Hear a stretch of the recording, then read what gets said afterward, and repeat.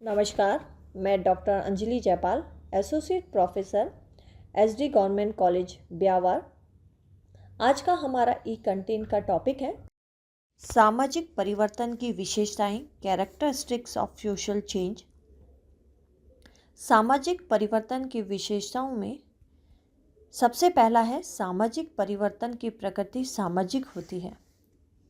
इसका अर्थ है कि सामाजिक परिवर्तन का संबंध किसी व्यक्ति के विशेष समूह, विशेष संस्था, जाति, प्रजाति या समिति में होने वाले परिवर्तन से नहीं है। इस प्रकार का परिवर्तन तो व्यक्तिवादी प्रकृति का होता है, जबकि सामाजिक परिवर्तन का संबंध संपूर्ण समुदाय और समाज में होने वाले परिवर्तनों से है। इस प्रकार सामाजिक परिवर्तन की प्रकृति सामाजिक है, न कि व्यक्तिक। समाज की किसी एक इकाई में होने वाले परिवर्तनों को सामाजिक परिवर्तन नहीं कहा जा सकता है। अगली विशेषता है सामाजिक परिवर्तन एक सार्वभौमिक घटना है। इसका तात्पर्य यह है कि सामाजिक परिवर्तन एक सर्वव्यापी घटना है।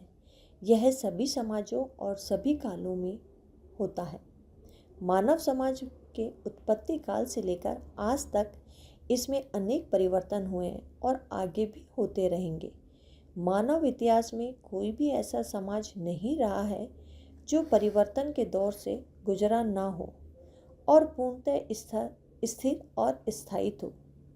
कोई भी समाज परिवर्तन का अपवाद नहीं है।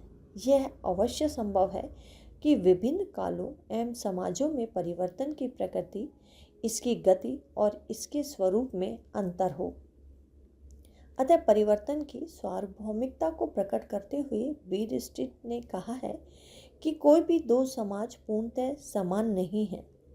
उनके इतिहास और संस्कृति में इतनी भिन्नता पाई जाती है कि किसी को भी एक दूसरे का प्रतिबिंब नहीं कहा जा सकता। कुछ आदिम समाजों में परिवर्तन की गति इतनी धीमी रही है कि कई विद्वान तो यह तक कहने की भूल कर बैठे हैं कि उनमें परिवर्तन नहीं होता। पश्चिमी देशों के लोग पूर्व के देशों को परिवर्तनशील समाज की संज्ञा देते हैं, किंतु उनका यह भ्रम है कि परिवर्तन तो एक शाश्वत नियम है जिसका कोई समाज अछूता नहीं रहा है। अगली विशेषता है सामाजिक परिवर्तन अवश्यंभावी और स्वाभाविक है। प्रत्येक समाज में हमें अनिवार्य रूप से परिवर्तन दिखाई देता है और यह एक स्वाभाविक घटना है। परिवर्तन प्रकृति का नियम है और समाज की प्रकृति का एक अंग होने के कारण परिवर्तन से कैसे बच सकता है। कई बार हम परिवर्तन का विरोध करते हैं, परिवर्तन के प्रति अपनी अनिच्छा प्रकट करते हैं, फिर भी परिवर्तन को रोक नहीं सकते। कभी ये परिवर्तन जानबूझकर नियोजित रूप से किए जाते हैं तो कभी ये स्वतः ही उत्पन्न हो जाते हैं। मानव की आवश्यकताओं, इच्छाओं और परिस्थितियों में परिवर्तन होने पर समाज में भी परिवर्तन होता है। मानव बदलती हुई स्थिति में अनुकूल करने के लिए कभी कभी परिवर्तन का इंतजार तक करते हैं। अगली विशेषता है कि सामाजिक परिवर्तन की गति असमान और तुलनात्मक है। अर्थात सामाजिक परिवर्तन सभी समाजों में पाया जाता है, फिर भी सभी समाजों में इसकी गति असमान है। आदिम और पूर्वी देशों में समाजों की तुलना में आधुनिक और पश्चिमी समाजों में परिवर्तन तीव्र गति से होता है। यही नहीं बल्कि एक ही समाज के विभिन्न अंगों में भी परिवर्तन की गति असमान होती है। भारत में ग्रामीण समाजों की तुलना में नगरों में परिवर्तन शीघ्र आते हैं। परिवर्तन की असमान गति होने के कारण यह है कि प्रत्येक समाज में परिवर्तन लाने वाले कारक अन्य समाजों में परिवर्तन उत्पन्न करने वाले कारकों से भिन्न होते हैं। हम सामाजिक परिवर्तन की गति का अनुमान विभिन्न समाजों की परस्पर तुलना करके ही लगा सकते हैं। परिवर्तन का देश, काल और परिस्थितियों से भी घनिष्ठ संबंध होता है। साथ ही एक की तुलना से दूसरे देश में एक संबंध, एक समय की तुलना में दूसरे समय में तथा एक परिस्थिति की तुलना में दूसरी परिस्थिति में परिवर्तन की गति भिन्न होती है। भारत में वैदिक काल, अंग्रेजों के काल और आधुनिक काल में परिवर्तन समान गति से नहीं हुए, क्योंकि इन युगों की परिस्थितियों और परिवर्तनों के कारण में बहुत ही अंतर पाया जाता है। अगली विशेषता यह है कि सामाजिक परिवर्तन एक जटिल तथ्य है। चूँकि सामाजिक परिवर्तन का संबंध गुणात्मक परिवर्तन से है, जिनकी की नाप तोल संभव नहीं है, अतः यह एक जटिल प्रक्रिया है।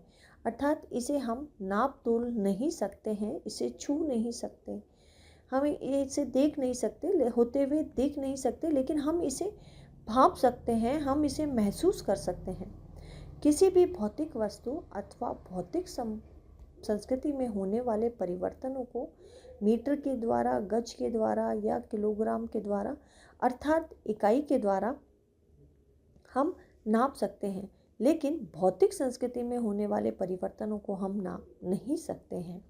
अतः सरलता से ऐसे परिवर्तनों का रूप भी समझ में नहीं आता है। सामाजिक परिवर्तन में वृद्धि के साथ साथ उसकी जटिलता में भी वृद्धि होती है। अगली जो हमारी विशेषता है वह है कि सामाजिक परिवर्तन की भविष्यवाणी नहीं की जा सकती है। सामाजिक परिवर्तन के बारे में निश्चित रूप से पूर्वानुमान लगाना कठिन है, अतः इसके बारे में भविष्यवाणी नहीं की जा सकती। यह कहना कठिन है कि औद्योगिकरण और नगरीकरण के कारण भारत में जाति प्रथा, संयुक्त परिवार प्रणाली और विवाह में कौन कौन से परिवर्तन आएंगे। यह बताना भी कठिन है कि आगे चलकर लोगों के विचार, विश्वास, मूल्य, आदर्श आदि में किस प्रकार के परिवर्तन होंगे। इसका यह अर्थ है कि हम सामाजिक परिवर्तन के बारे में बिल्कुल ही अनुमान नहीं लगा सकते हैं तथा सामाजिक परिवर्तन का कोई नियम ही नहीं है। इसका सिर्फ यही अर्थ है कि कई बार आकस्मिक कारणों से भी परिवर्तन होते हैं जिनके बारे में सोचा भी नहीं जा सकता। उदाहरण के तौर पर हम जानते हैं कि औद्योगिकरण और नगरीकरण भविष्य में जाति प्रथा और संयुक्त परिवार को विघटित कर देंगे। अपराधों में वृद्धि होगी। शिक्षा और नवीन कानून के प्रभाव के कारण भारत में अस्पृश्यता कम और धीरे धीरे समाप्त हो जाएगी। फिर भी किस प्रकार के परिवर्तन आएंगे, इनका स्वरूप क्या होगा, इनके बारे में निश्चितता से कुछ भी नहीं कहा जा सकता। इस प्रकार हमने ये इसकी विशेषताएं, सामाजिक परिवर्तन की विशेषताएं देखी। अगला है कि मूरे ने आधुनिक समाजों में सामाजिक परिवर्तन की कुछ विशेषताएं बताई हैं। उनके अनुसार सामाजिक परिवर्तन एक अपवाद नहीं बल्कि अनिवार्य नियम है। इनका यह मानना है कि सामाजिक परिवर्तन के अंतर्गत सामाजिक संरचना के सभी तत्व पूर्ण रूप से बदल जाते हैं, अपितु इसका अर्थ यह है कि सामाजिक संरचना के किसी न किसी अंग में परिवर्तन अवश्य होता है।